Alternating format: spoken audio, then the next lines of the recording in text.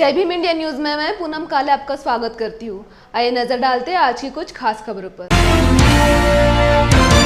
राष्ट्रीय निर्माण समिति रेशीम बाग नागपुर द्वारा हर साल की तरह अखंड भारत संकल्प दिन के अवसर पर रविवार 14 अगस्त को सकरदरा चौक पर सामूहिक वंदे मातरम गायन कार्यक्रम आयोजित किया गया है। छात्रों और युवा पीढ़ी को भारत की प्रकृति और भारत के गौरवशाली इतिहास को जानना चाहिए और अखंड भारत के बारे में जागरूकता पैदा करने के लिए राष्ट्रीय चेतना पैदा करनी चाहिए। इस कार्यक्रम का मुख्य उद्देश्य छात्रों को अपने राष्ट्र पर गर्व करना और देशभक्ति जगाना है। इस कार्यक्रम में प्रमुख उपस्थिति केंद्रीय मंत्री नितिन गडकरी, उप मुख्यमंत्री देवेंद्र फडणवीस, दिल्ली सांसद पूर्व भारतीय क्रिकेट पटु गौतम गंभीर उपस्थित रहेंगे, ऐसी जानकारी प्रेस वार्ता में दी गई। अखंड भारत संकल्प दिनाचा हा कार्यक्रम सकरदरा चौक येथे सकाळी 7 वाजता आयोजिलेला आहे। या निमित्ताने सामूहिक वंदे मातरम गायनाचा कार्यक्रम त्या ठिकाणी आयोजिलेला आहे। विद्यार्थ्यांना, युवा पिढीला आपल्या या राष्ट्राची, आपल्या या भारताची गौरवशाली परंपरा, विशेषतः ही माहिती होऊन त्यांना गर्व वाटायला पाहिजे आपल्या भारताविषयी, म्हणून या कार्यक्रमाचा मुख्य उद्देश जो आहे तो अखंड भारत संकल्प दिनाचा आहे।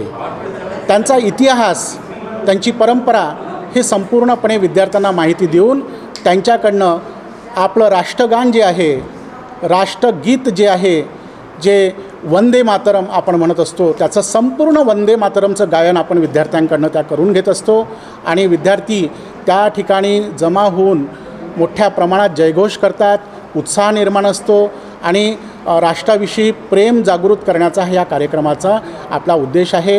कारण विद्यार्थ्यांना, शाळेच्या विद्यार्थ्यांना, आजच्या युवा पिढीला आपल्या अखंड भारताविषयी कल्पना नाही आहे। आपण जर समजा एखाद्या वेळेला कुठल्या कॉलेजमध्ये किंवा कुठल्या शाळेच्या विद्यार्थ्यांना अखंड भारताचे किती तुकडे झालेले आहे, कशा प्रकारे तुकडे झालेले आहे हे जर आपण त्यांना विचारलं तर ही गौरवशाली परंपरा त्यांना माहिती नाही आहे। म्हणून आपण या कार्यक्रमाचं आयोजन 12 वर्षापासून करत आलेलो आहे आणि तो कार्यक्रम संपूर्ण महाराष्ट्रामध्ये मोठ्या प्रमाणामध्ये त्या ठिकाणी 10,000 विद्यार्थी या राष्ट्रगीताचं, वंदे मातरमचं गायन करत असतात आणि मोठ्या अभिमानाने त्या सर्व वक्त्यांचं ते मनोगत त्या ठिकाणी अखंड भारताविषयीचं ऐकत असतात आणि स्वतःला गर्वित महसूस, त्यांना गर्व वाटावा अशा प्रकारचं ते वाटत असतं त्यांना। भारतीय स्वतंत्रता के अमृत महोत्सव के अवसर पर हर घर तिरंगा इस अभियान के तहत अलीबाग में तिरंगा रैली का आयोजन किया गया। साथ ही रायगढ़ जिलाधिकारी कार्यालय से शुरू हुई इस रैली को जिलाधिकारी महेंद्र कल्याणकर, पुलिस अधीक्षक अशोक दुधे और जिला पंचायत सीईओ किरण पाटिल द्वारा हरी झंडी दिखाकर रैली को रवाना किया गया। इस रैली में बड़ी संख्या में अधिकारी, कर्मचारी, सामाजिक संगठन सहित अन्य लोग शामिल हुए।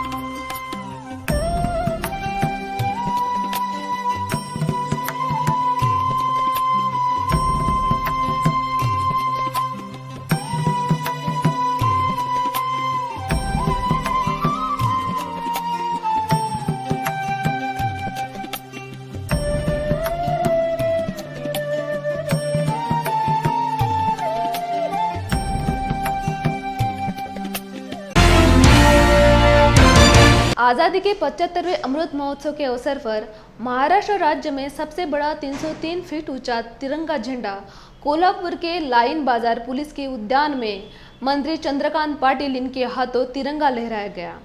इसमें सांसद धनंजय महाडिक, विधायक प्रकाश अवाड़े, राजेश पाटिल, जिलाधिकारी राहुल रेखाराव, पुलिस अधीक्षक शैलेश बलकवड़े मौजूद थे।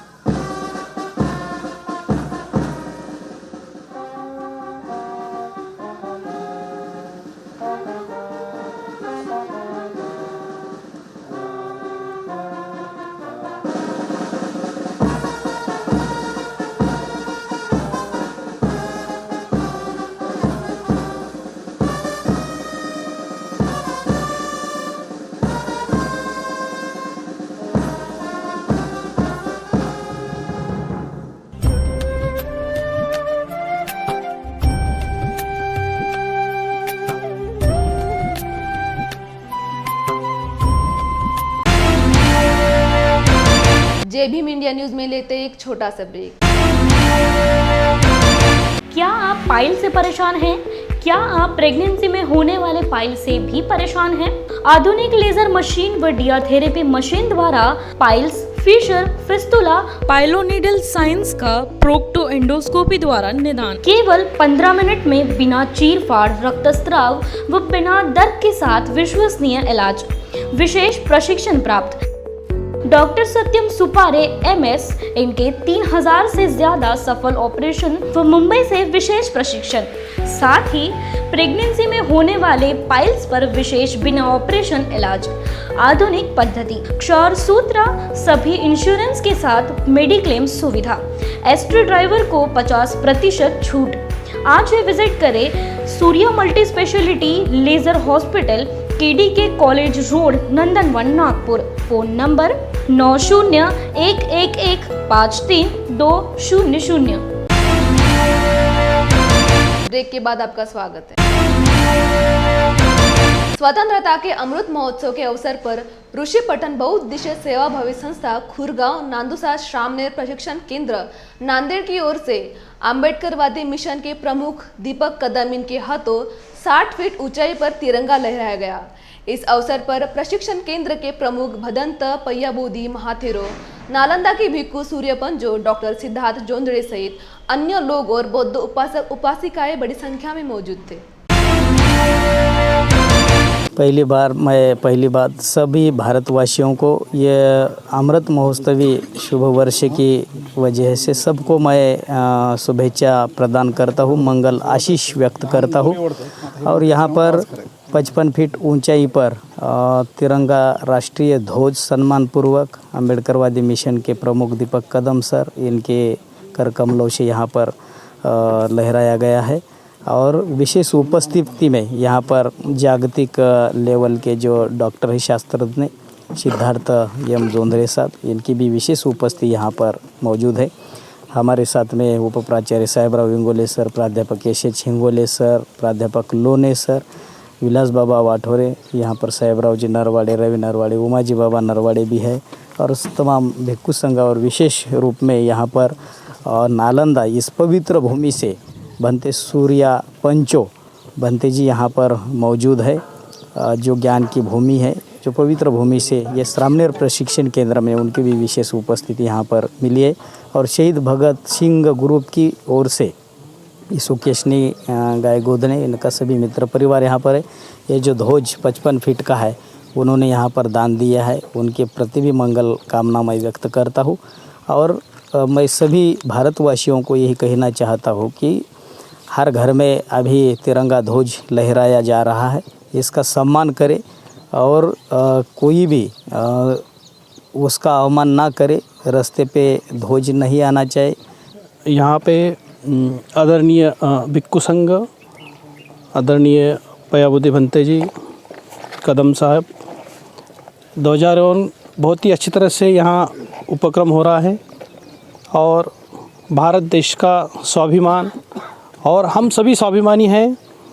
और सबसे बड़ी बात, स्वाभिमान जागना चाहिए देश के प्रति, खुद के प्रति और पूरे मानव के जाति के प्रति।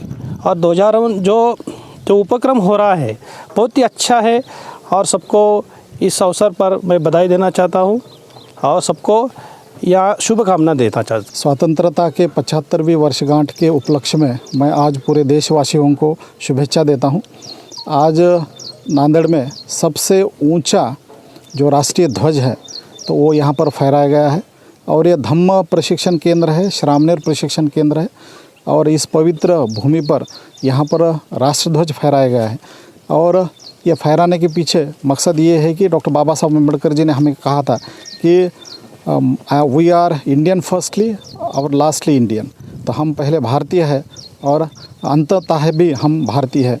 तो ये बाबा साहब की सोच को आगे बढ़ाते हुए, बाबा साहब की सोच को केंद्र मानते हुए यहाँ पर आदरणीय भंते जी पय्याबोधी जी ने इस विशाल जो राष्ट्रीय ध्वज है उसको यहाँ पर निर्माण किया है।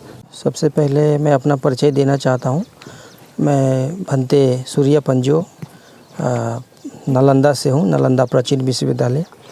और आज मुझे शुभ अवसर मिला जो आज़ादी का जो 75 साल का जो हर घर तिरंगा, हर घर संविधान जो महोत्सव चल रहा है, अमृत महोत्सव, उसी के अवसर पे सर जो अम्बेडकरवादी के संचालक हैं दीपक कदम सर के साथ में आया हूँ और हमारे आदरणीय पूजनीय भंते जी पैया बोधी का जो श्रमणीय शिविर संस्थान है, वहाँ के प्रांगण में ये विशाल ध्वजारोहण हुआ है दीपक सर के द्वारा। जो ये नांदेड़ ज़िला का सबसे ऊंचा ध्वज है, तो मुझे खुशी है, गर्व है कि मैं भी एक भारतीय हूँ और भारतीय के तौर पे मेरा एक प्राथमिकता होता है कि हम एक राष्ट्रवादी बने और देश के लिए जो काम है वो हम करें। स्वतंत्रता के अमृत महोत्सव के अवसर पर पुलिस आयुक्तालय औरंगाबाद शहर और chamber of Marathwada industries end agriculture की ओर से 2 और 5 किलोमीटर तिरंगा दौड़ का आयोजन किया गया। इस तिरंगा दौड़ की शुरुआत MIDC वालू क्षेत्र के मराठवाड़ा ऑटो क्लस्टर से की गई। साथ ही इस तिरंगा दौड़ में पुलिस अधिकारी, युवक और ज्येष्ठ नागरिकों द्वारा भाग लिया गया, जिन्होंने स्वतंत्रता दिलाने के लिए बलिदान दिया। उन्हें स्मरण करने के लिए और उनके विचार को कायम रखने के लिए ये कोशिश है, ऐसी बात पुलिस आयुक्त डॉक्टर निखिल गुप्ता ने कही।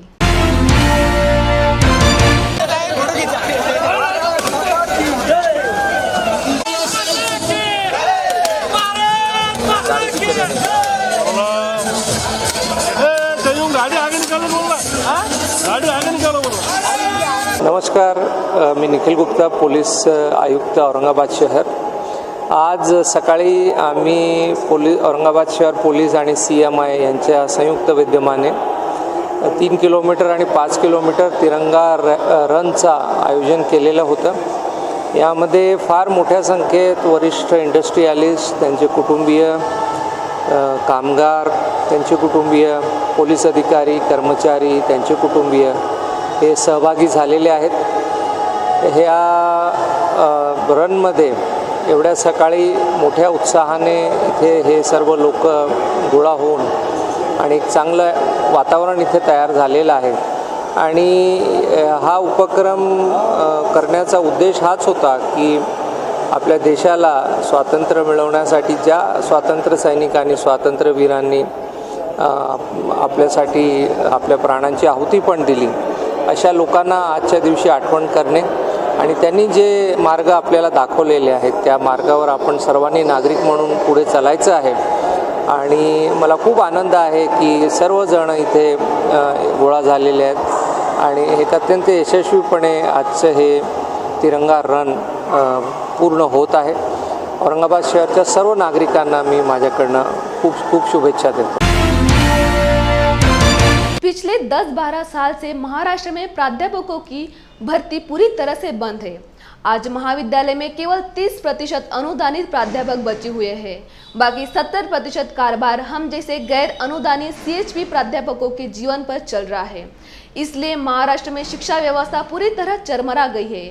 इसी संबंध में कल शहाजी राजे कॉलेज खटाव, जिला सातारा, यहाँ CHP प्राध्यापक गुंजालकर ने आत्महत्या कर अपनी जीवन यात्रा समाप्त की।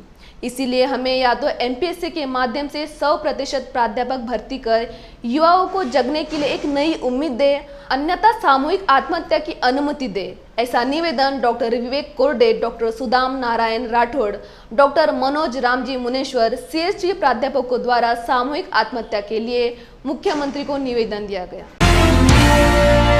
नमस्कार, मी डॉक्टर विवेक कोरडे, राज्य समन्वयक शिक्षण क्रांती संघटना महाराष्ट्र राज्य।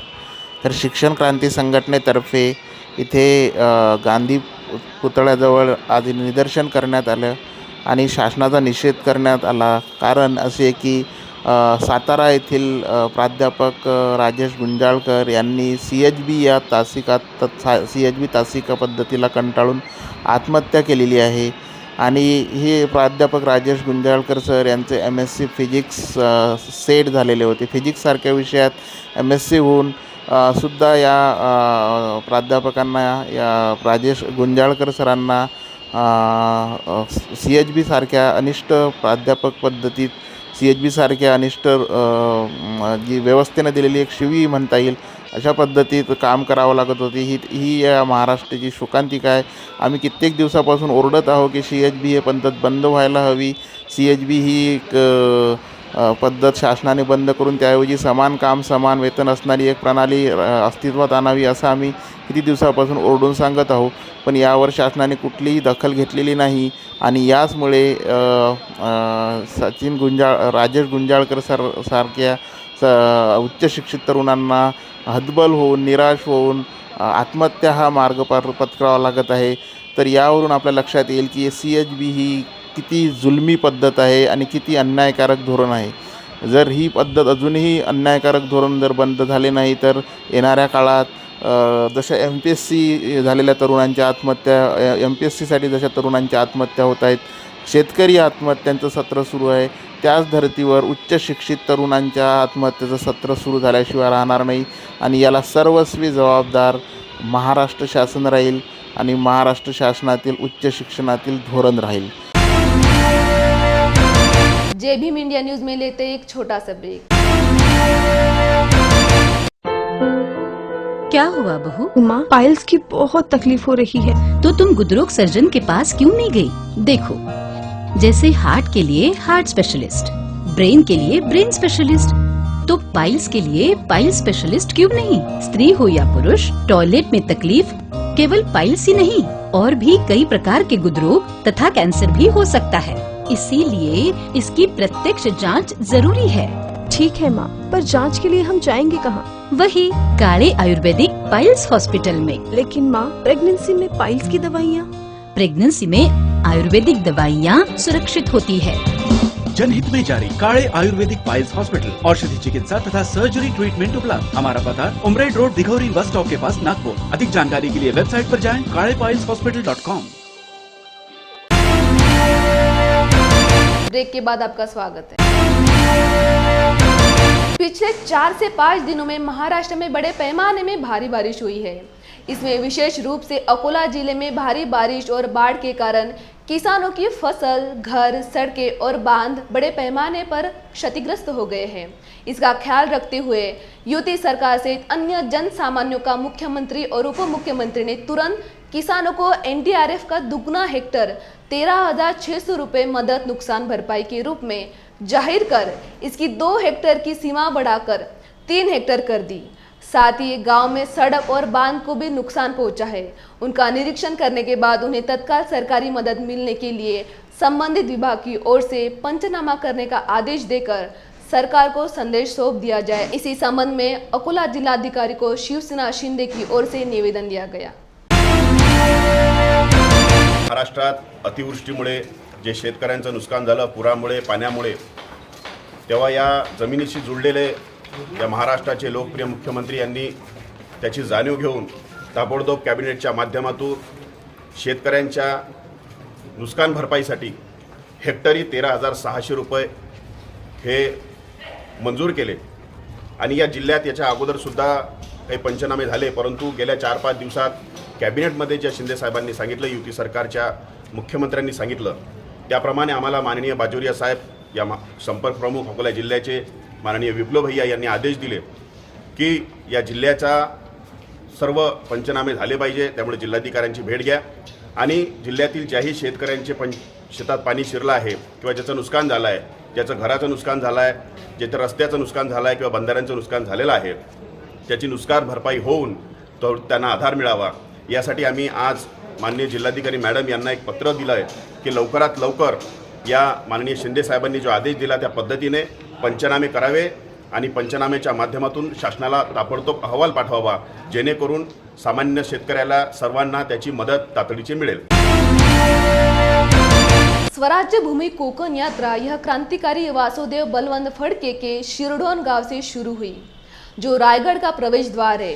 समृद्धि कोकण संस्था के संस्थापक अध्यक्ष संजय यादव राव के नेतृत्व में आचार्य विनोबा भावे के जन्म स्थान पर जाकर यात्रा संपन्न हुई. इस यात्रा में लगभग 200 देश प्रेमी तथा कोकण नागरिकों द्वारा भाग लिया गया. देशाच्या स्वातंत्र्याचा अमृत महोत्सव आहे.